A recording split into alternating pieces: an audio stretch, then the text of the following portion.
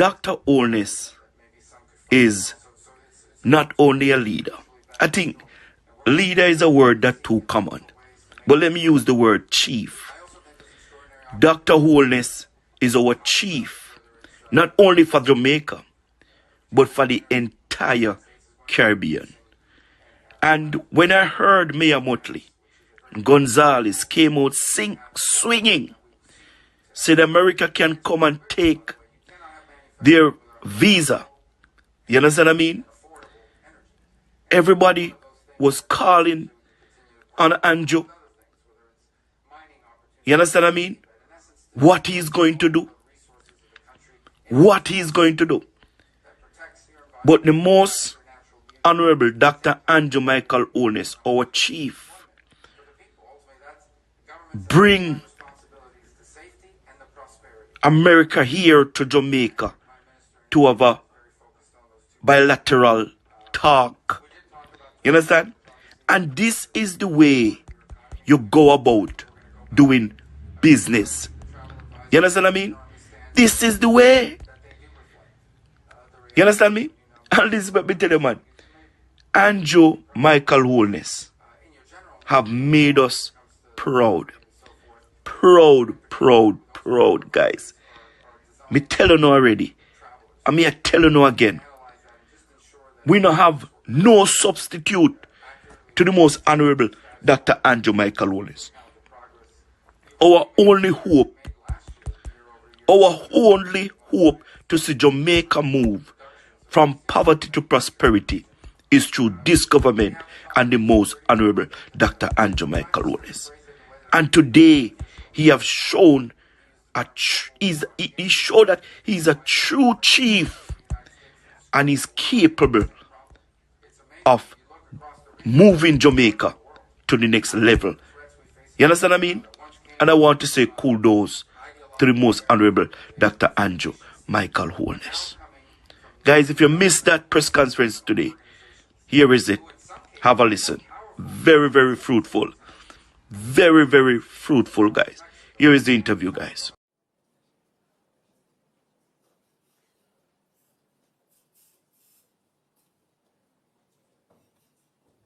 Is deeply honored that a great pleasure to welcome United States Secretary of State, the Honorable Marco Rubio, to Jamaica. Now, I have known Secretary of State Rubio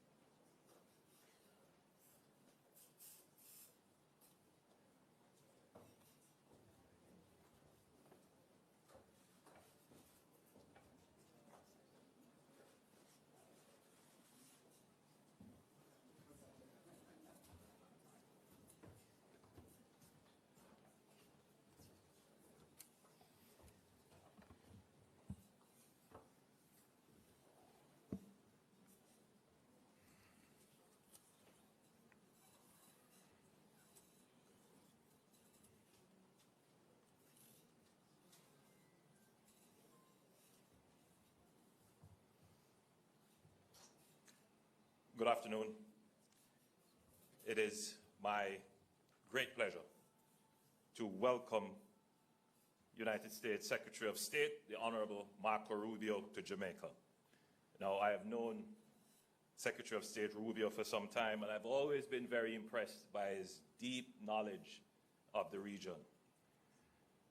Jamaica is deeply honored that you have chosen to visit us first on your official visit to the English-speaking Caribbean.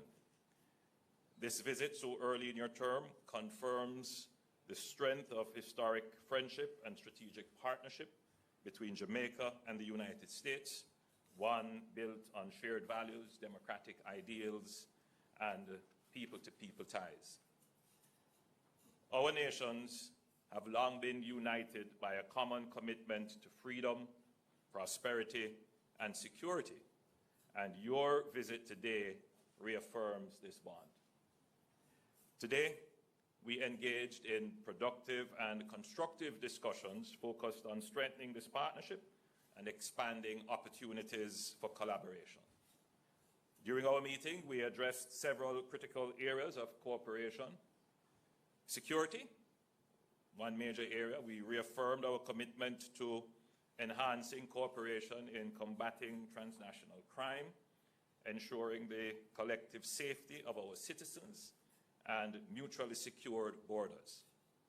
We discussed a global war on gangs, and there is already significant policy alignment with both countries in this regard.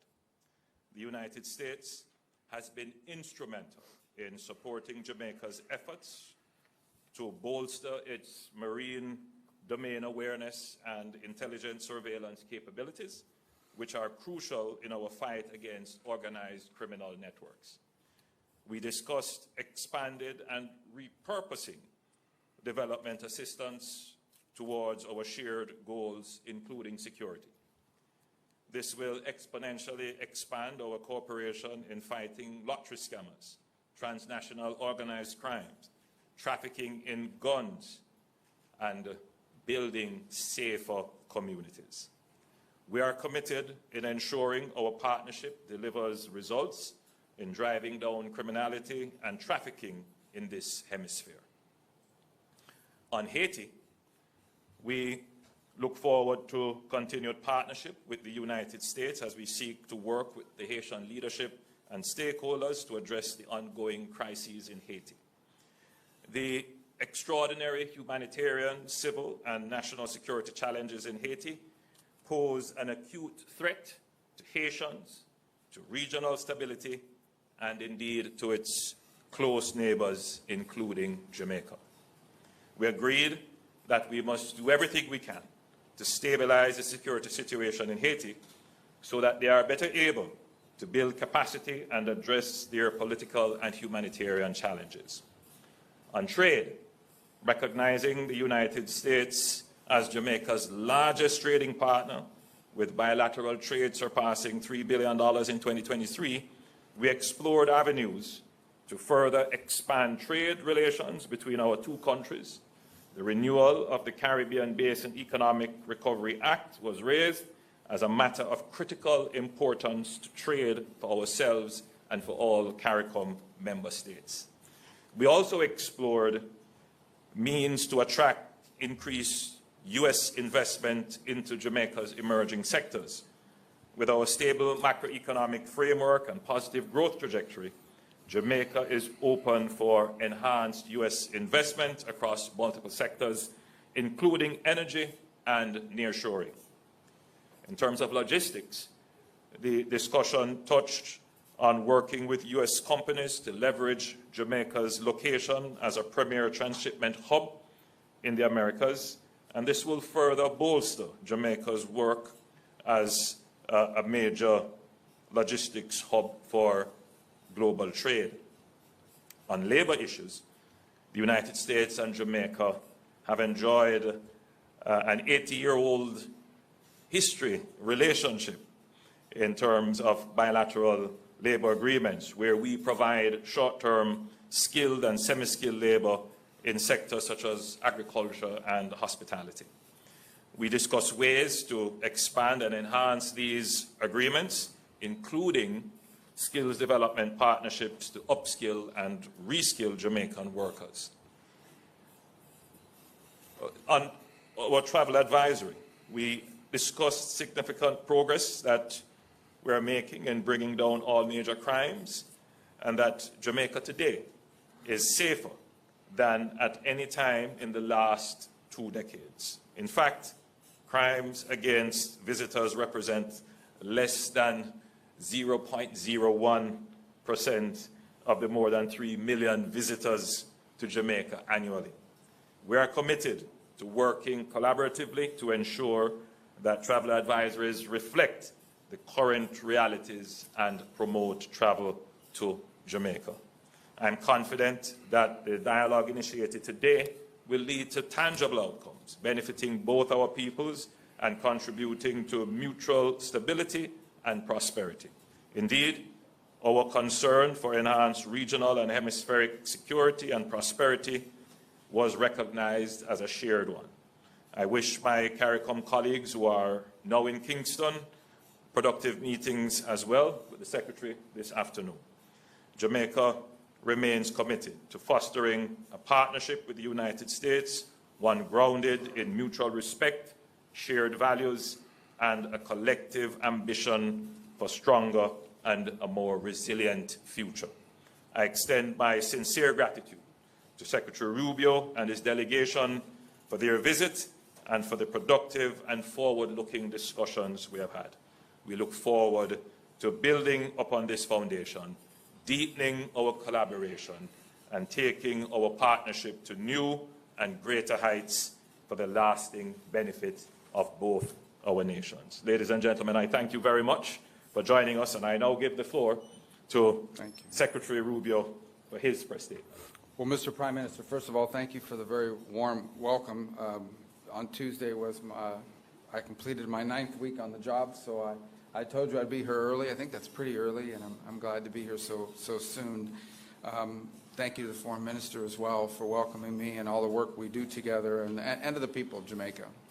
The ties, I would say, between the United States and Jamaica don't need to be explained. They're incredibly strong. And in particular, my home state of Florida, we were commenting close, 800,000 to 1 million Jamaican expatriates who call the United States home. And I asked, was that just in Florida?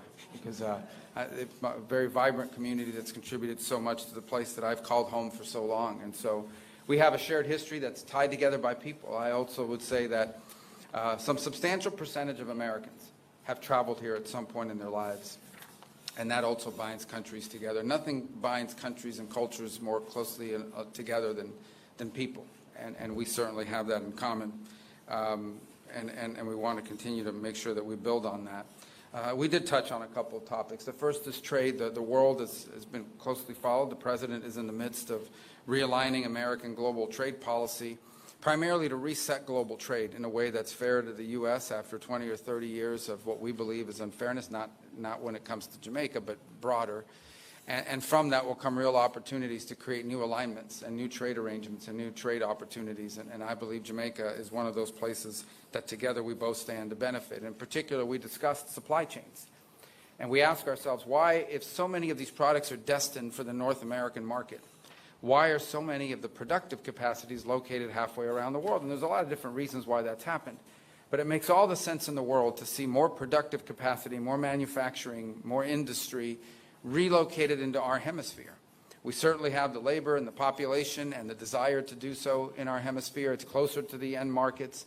And so we want to pursue opportunities to make that possible. And clearly, I think Jamaica is one of those places that could benefit. And the Prime Minister has that vision for the country and the creation of not just jobs, but jobs that pay even better than the jobs that maybe some could find now. So it's an opportunity I think would be mutually beneficial. And we're going to actively seek and look for ways to make that possible.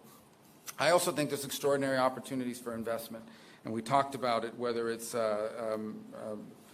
particularly in energy. The United States is going to be producing a lot of liquefied natural gas, which is a very clean fuel that we have in abundance and that we seek to export. And it's also critical, by the way. You cannot have manufacturing without reliable and affordable energy. And so it's one of those things that I think potentially we could continue to partner along with other things, whether it's mining opportunities off the seabed. In essence, to utilize all of the resources of the country in a responsible way that protects your environment, that protects your natural beauty, but at the same time is generating income and opportunity of employment for the people. Ultimately, governments have two prime responsibilities: the safety and the prosperity of their people. And your Prime Minister and his government is very focused on those two priorities. We did talk about tourism because obviously it's a significant part of your economy, and we pledged we were going to go back and reevaluate the travel advisories as they currently stand to ensure that they do reflect the reality of the new numbers and what the numbers show, because you've made very impressive progress in your general numbers overall when it comes to the murder rate and so forth.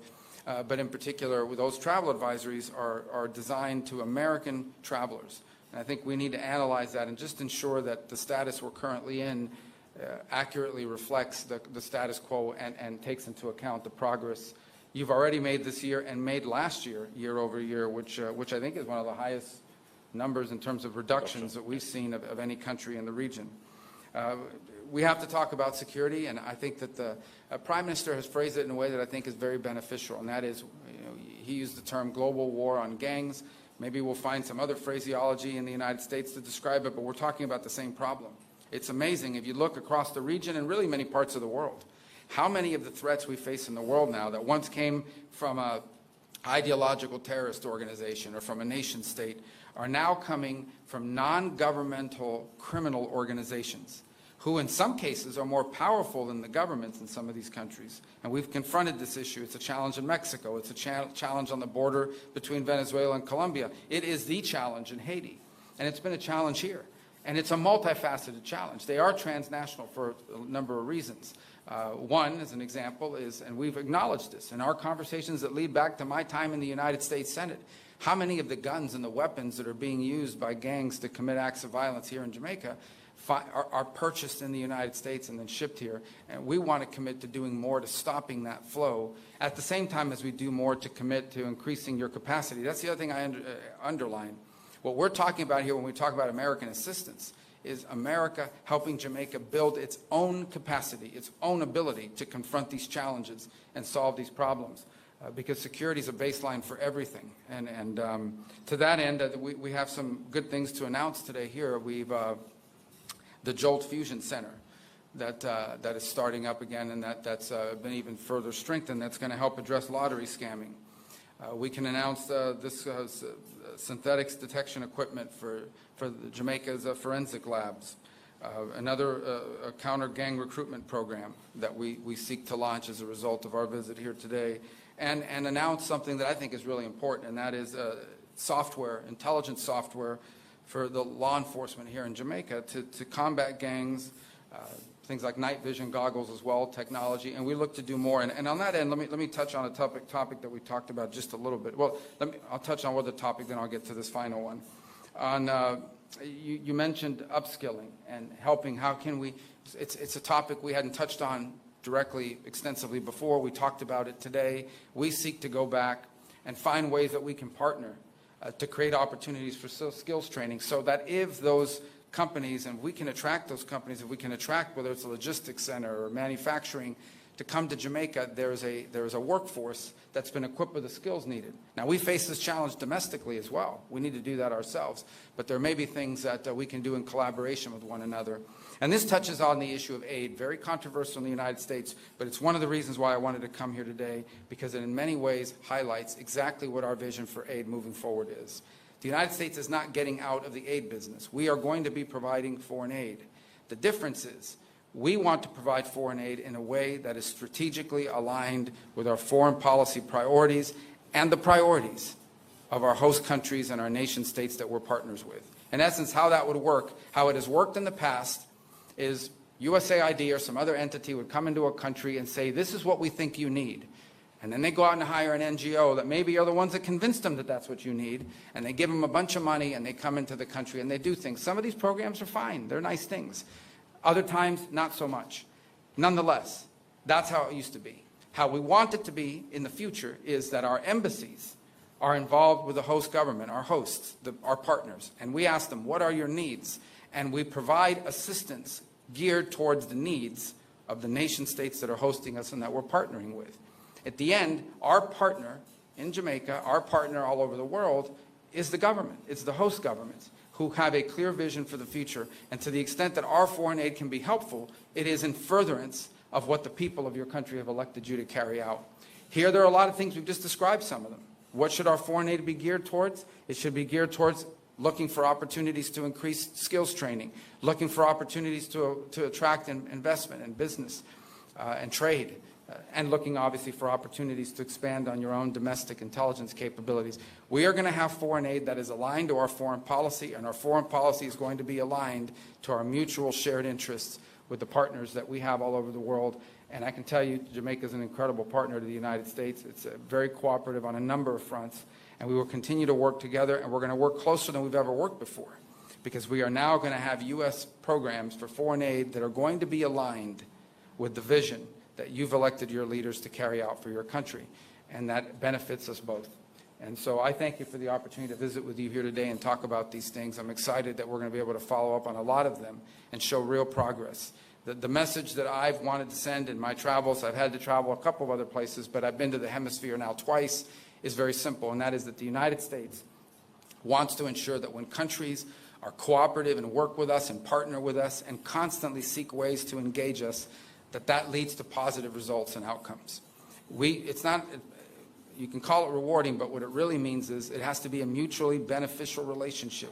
And we want countries in the world, and we want countries in the region to identify being close to the United States as something that is beneficial and helpful to develop, helpful to grow, and frankly helpful so that one day many countries can serve, and I think in Jamaica is already doing this, as a model of what other countries would seek to emulate, whether it's on security, on trade, on investment, on skills acquisition and improvement. These are the things that we want America's relationship with our partners to look like.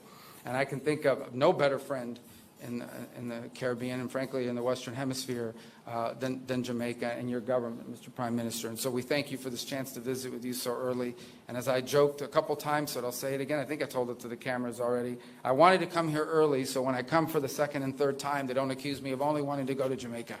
And it in many ways it really truly feels like home and where I am in South Florida. And I thank you for your hospitality and this opportunity.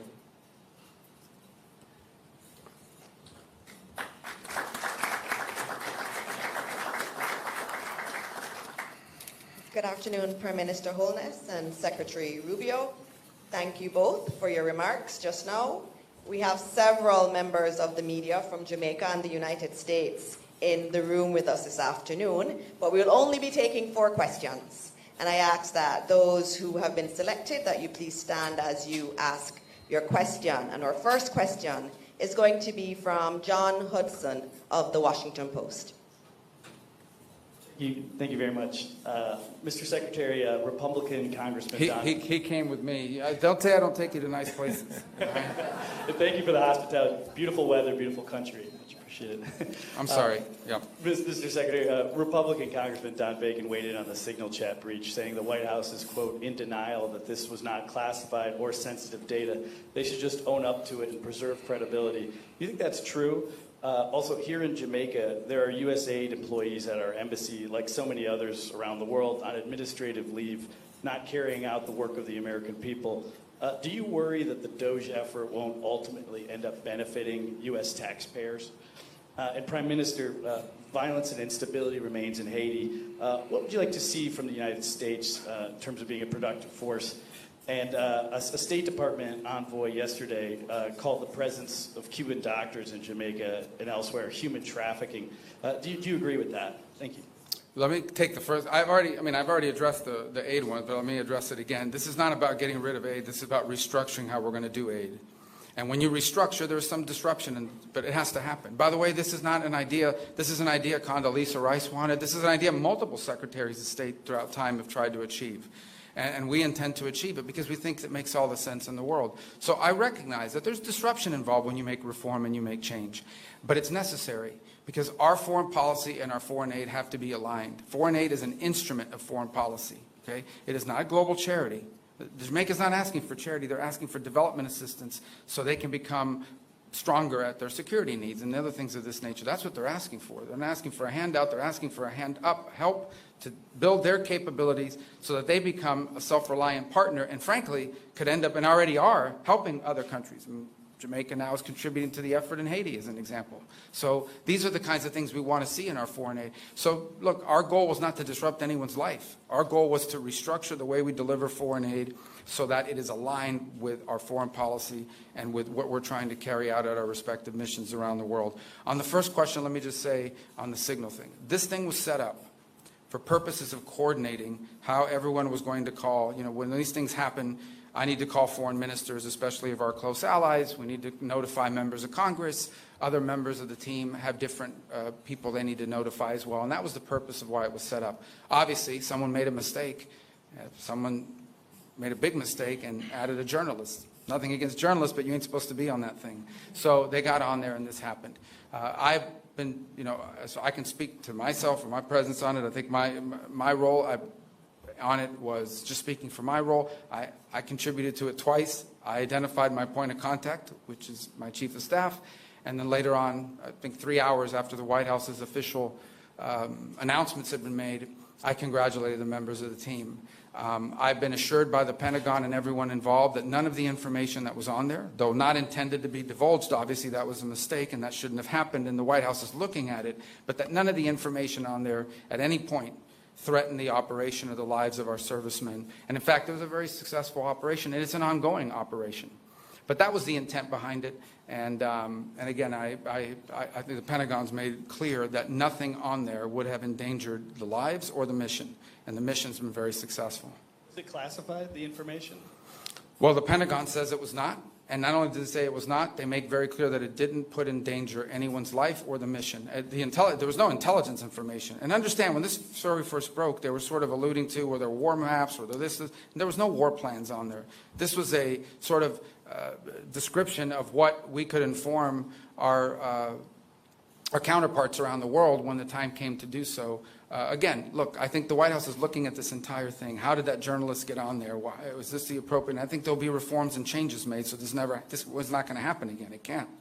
But I wanted everybody to understand why this thing was even set up in the first place, and also understand very clearly the mission was successful, and at no point was it endangered. And that's coming from the highest-ranking officials at the agency that was in charge of the actual operation, which is the Pentagon. In terms of Haiti, the United States has been an incredible partner, in fact, the lead partner, in ensuring that resources and organization is brought to the crisis in Haiti. In terms of what more could be done, I think we're at a phase in Haiti where there has to be a rapid expansion of the Haitian National Police, the HNP, in terms of the manpower and resources, because ultimately the HNP has to take on the gangs. The present holding situation that we have is not necessarily moving the situation forward as we would all like. So there would have to be a significant expansion in resources in support of the HNP to enable them to take on the gangs. In terms of Cuban doctors in Jamaica, let us be clear. The Cuban doctors in Jamaica have been incredibly helpful to us. Jamaica has a deficit in health personnel, primarily because many of our health personnel have migrated to other countries. We are, however, very careful not to exploit the Cuban doctors who are here. We ensure that they are treated within our labor laws and benefit like any other worker. So any characterization of the program by others certainly would not be applicable to Jamaica. We are ensuring that our program complies with all the international laws and standards to which we are a party to. All right, our next question will come from Tana Thomas from Nationwide News Network. Please stand. Secretary Rubio, my question is, or questions, in relation to the matter of the Cuban Medical Corporation program as well. So the medical mission has been a cornerstone of healthcare in Jamaica and the Caribbean for over 50 years, according to our foreign minister. How does the U.S. reconcile its stance on this program with the region's reliance on Cuban medical professionals, and what alternatives does it propose to ensure healthcare stability? Well, yeah, I think the first thing is to separate medical from the labor issues that we are pointing to. Okay, this is not about doctors. This is not about the provision of medical assistance. We have no problem with medical assistance. We have no problem with doctors. We have a problem, and I'm not speaking about Jamaica. We've discussed this today about, following international labor standards and the like, but I'm just talking about this program in general, how it's operated around the world. And how it's operated around the world is that basically the doctors are not paid. In many other parts of the world, the doctors are not paid. You pay the Cuban government. The Cuban government decides how much of anything to give them. They take away their passports.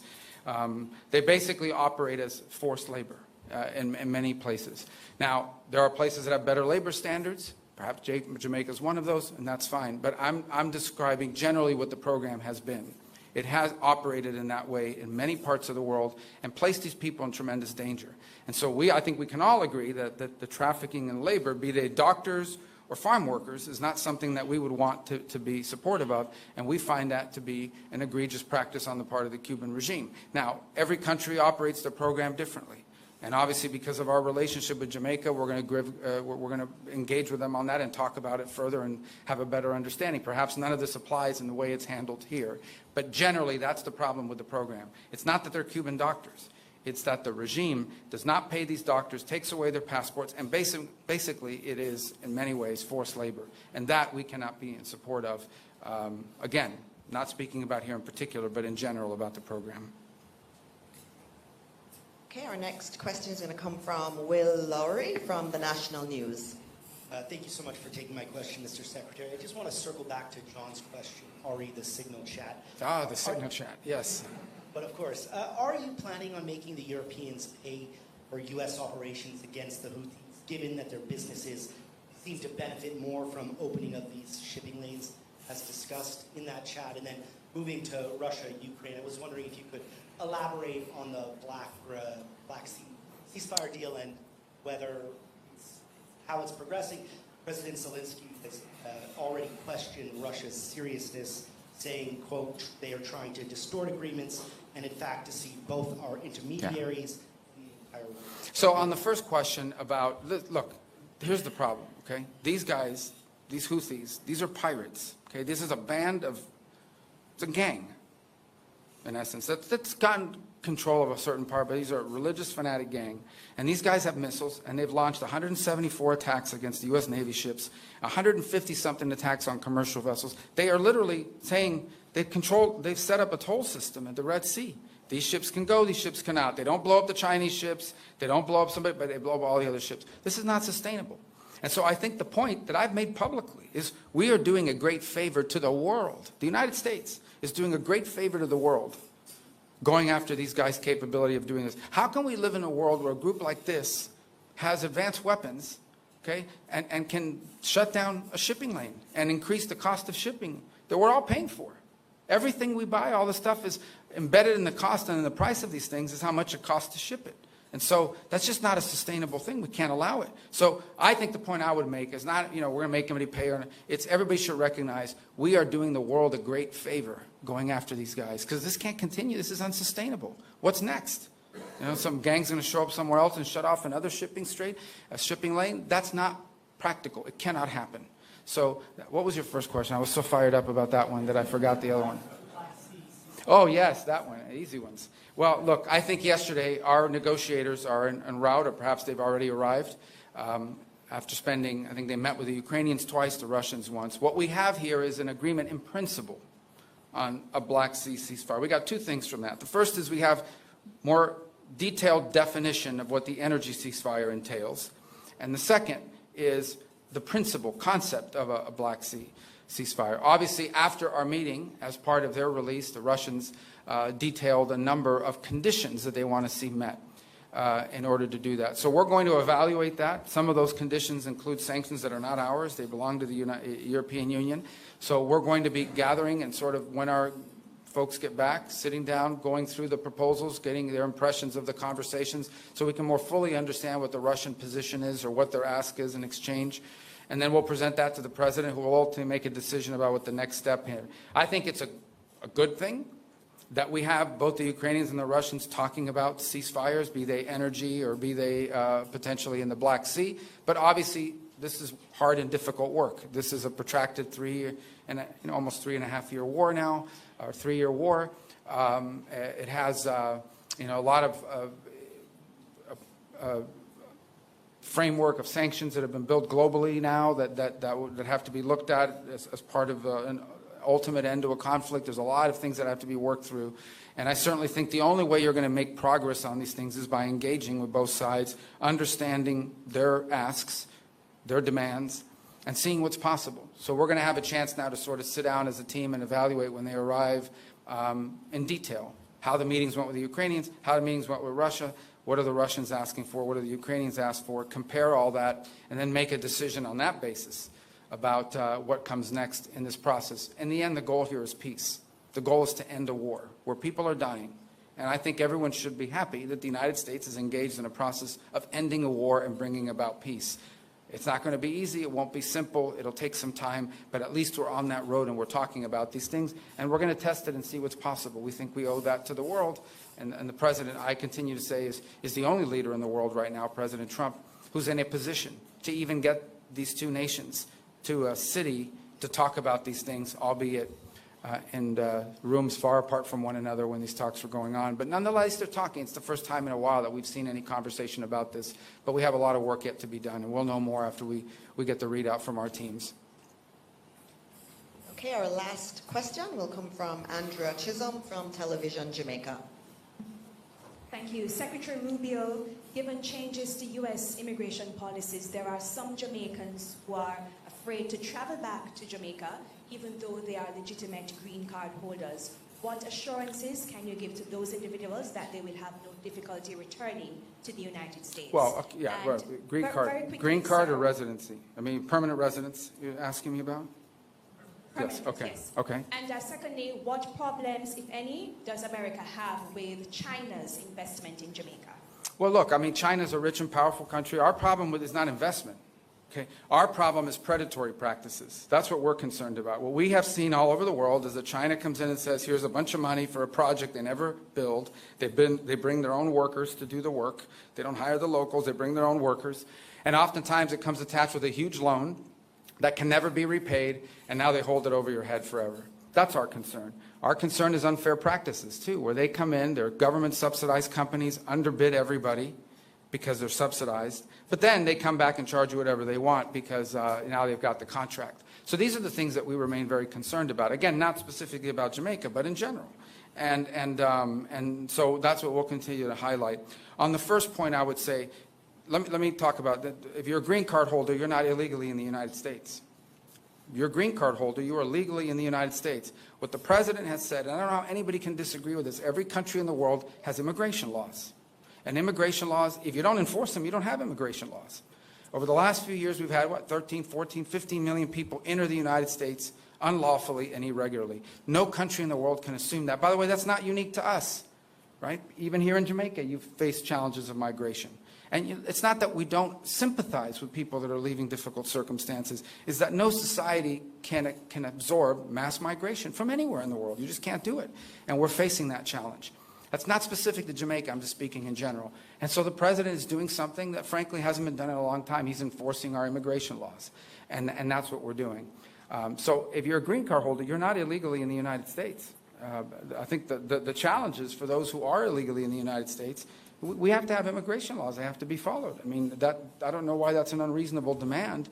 And frankly, I mean, Jamaica is not a major source of illegal migration, to be frank. It's not even in the top 10 or top 20, for that matter, I don't think. But that said, we are enforcing our immigration laws, because here's what happens if you don't. You'll get another 12 million people. And if tomorrow Jamaica announced anybody who wants to come can come in, you're going to get a lot of people too, and you know it's going to be very disruptive. So we need to have immigration laws, and we need to enforce them, and that's what we are. That's what the president is doing. That's what he promised voters he would do, and that's what we're going to continue to do. But if you're a green card holder, you're legally in the United States, unless, and I say this because a lot of these people come, unless you're some student visa holder who's a sympathizer of some terrorist organization and is running around in our streets like a lunatic, burning down buildings and attacking students at universities. If you're one of these lunatics that's going to put on a mask over your face and break into a student union center and harass students, and we wouldn't have let you in the first place. If you had told us that, if you told us, I'm going to America not just to study at your university, but to tear up your campus, we would have never let you in. And if you do that, once you come into the United States, we're going to kick you out. We're going to do that. And I don't care what terrorist organization they're supporting, we're going to kick you out. If you're a gang member, we're going to kick you out. Okay? If you're one of these violent gang members that's coming to the United States, then we're going to kick you out. That we're going to do. There's no doubt about it. But the president's very committed to that. And but if you're a green card holder and you're not any of these things, you're going to be fine.